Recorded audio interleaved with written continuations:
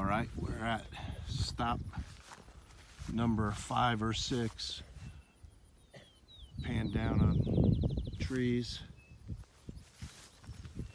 Another check. These trees have not been tagged at all, but I'll let you see down the valley. Again, the unsprayed farm fields. Look at all the pollinators. Yarrows, daisies, all just helping.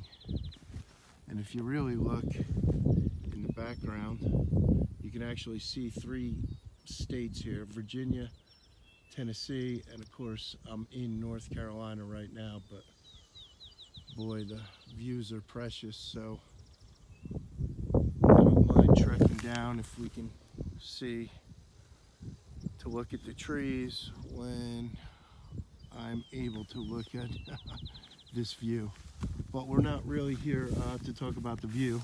Just kind of, if you folks haven't had the chance to get to the mountains of North Carolina or Virginia or Tennessee, it's really awesome. But these trees definitely grade A premiums, no bugs, no fungus. And again, it's been a great growing season, just short supply. So, thanks for watching.